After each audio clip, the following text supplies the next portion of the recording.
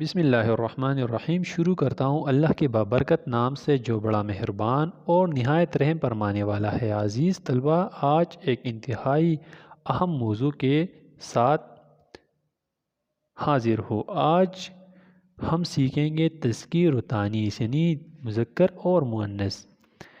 مذکر ایسے اسم کو کہتے ہیں جو نر کے لیے استعمال کیا جائے، اور مؤنث ایسے اسم کو کہتے ہیں جو مادہ کے لیے استعمال کیا جائے۔ تذکیر و تانیث حقیقی، یعنی یہ تو آسان ہے، جاندار ناموں کی تذکیر و تانیث کو تذکیر و تانیث حقیقی کہتے ہیں، اور تذکیر و تانیث غیر حقیقی یہ انتہائی اہم موضوع ہے آج کا۔ تو بے جان اسماء میں اگرچہ جانداروں کی طرح نر اور مادہ نہیں ہوتے، لیکن ان میں سے ہر اسم اپنی جگہ پر یا تو مذکر کے طور پر بولا جاتا ہے یا مؤنث کے طور پر، جیسے قلم کو مذکر بولتے ہیں اور دوات کو مؤنث۔ ان کے چند بنیادی اصول ہیں جو درج ذیل ہیں۔ نمبر 1، بعض اسماء یعنی نام جسامت میں بڑا ہونے کی بنا پر مذکر اور چھوٹا ہونے کی وجہ سے مؤنث بولے جاتے ہیں۔ مثلا آرا مذکر ہے، آری مؤنث ہے۔ جوتا مذکر ہے، جوتی مؤنث ہے۔ اسی طرح رسا مذکر ہے، رسی مؤنث ہے۔ کنگا مذکر اور اسی طرح کنگی مؤنث ہیں۔ نمبر 2، جن اسماء کے آخر میں یہ یعنی یائی معروف ہو وہ عام طور پر مؤنث بولے جاتے ہیں۔ مثلا ٹوپی، مولی، چڑی، نوکری، روٹی، سیڑھی وغیرہ۔ لیکن بعض مذکر ہے جیسے موتی، گھی، دہی، پانی، آدمی، دہلی وغیرہ۔ نمبر 3، جن اسماء مصغر کے آخر میں یا الف یا ہو وہ مؤنث بولے جاتے ہیں، جیسے پڑیا، ڈبیا، کٹیا، لٹیا وغیرہ۔ ایسے سے عربی الفاظ جن کے آخر میں الف ہو مؤنث بولے جاتے ہیں، جیسے ادا، شفا، وفا، جفا، خطا، عطا، رضا، حیا، قضا، ثنا، دغا، دعا، دوا، بنا۔ نمبر 5، جن الفاظ کے آخر میں ہے ہو وہ عام طور پر مؤنث بولے جاتے ہیں، جیسے راہ، نگاہ، درسگاہ، درگاہ، چراگاہ، بارگاہ، تنخواہ، پناہ، خانقاہ وغیرہ وغیرہ۔ نمبر 6، تمام زبانوں کے نام مؤنث آتے ہیں، جیسے اردو، پارسی، عربی، انگریزی، سندھی، بلوچی، پشتو، جرمن، روسی، چینی، فرانسیسی، پرتگیزی، ہندی، بنگالی وغیرہ وغیرہ۔ نمبر 7، تمام نمازوں کے نام مؤنث آتے ہیں، جیسے فجر، ظہر، عصر، مغرب، عشاء، تہجد، اشراق وغیرہ۔ نمبر 8، تمام آوازیں مؤنث ہوتی ہیں، جیسے بادل کی گرج یا کڑک، لیکن کڑکا مذکر ہے۔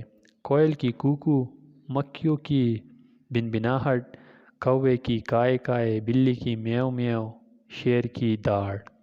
نمبر 9، تمام براعظموں اور ملکوں شہروں کے نام مذکر ہے، جیسے ایشیا، یورپ، افریقہ، امریکہ، پاکستان، کابل، اسلام آباد، لاہور، کراچی، مگر دلی کو مؤنث اور دہلی کو مذکر بولتے ہیں۔ نمبر 10، پہاڑوں، سمندروں، نالوں اور دریاؤں کے نام مذکر ہیں، مگر گنگا اور جمنا مؤنث ہیں۔ نمبر 11، جن اسماء کے ساتھ جھیل یا ندی کا لفظ آئے مؤنث استعمال ہوگا۔ نمبر 12، تمام سیاروں اور ستاروں کے نام مذکر ہیں، مگر زمین مؤنث ہے۔ نمبر 13، تمام دانتوں کے نام مذکر ہیں، مگر قلی اور چاندی مؤنث ہے۔ نمبر 14، تمام مہینوں اور دنوں کے نام مذکر ہیں، مگر جمعرات مؤنث ہے۔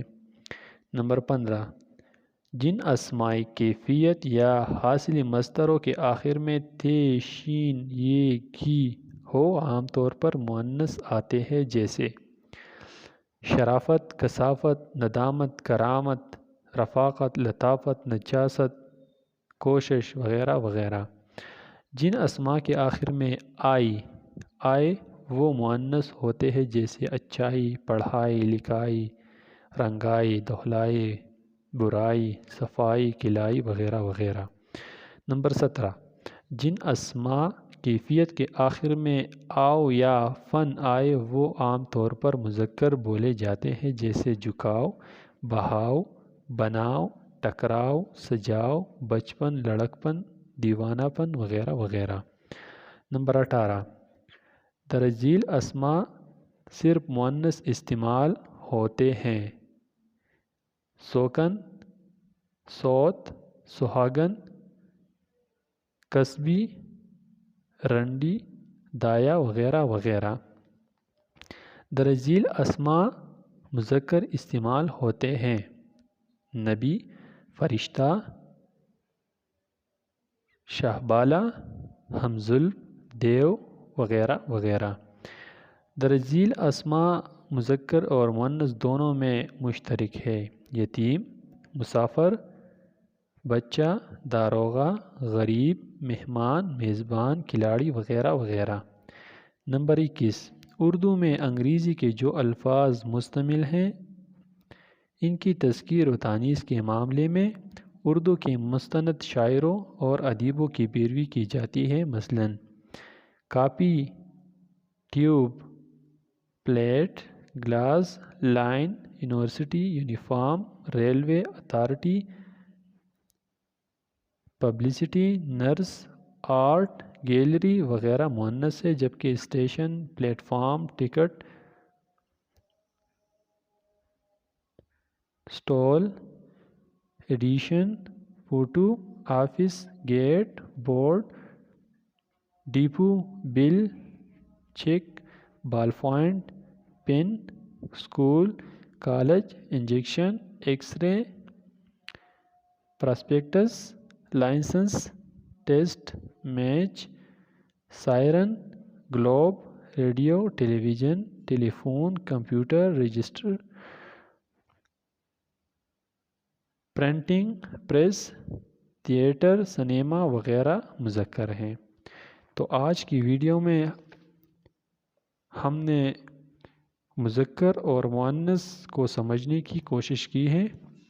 امید کرتا ہوں کہ یہ ویڈیو آپ سب کے لیے فائدہ مند ہو اور آپ سب نے بھرپور استفادہ حاصل کیا ہوگا۔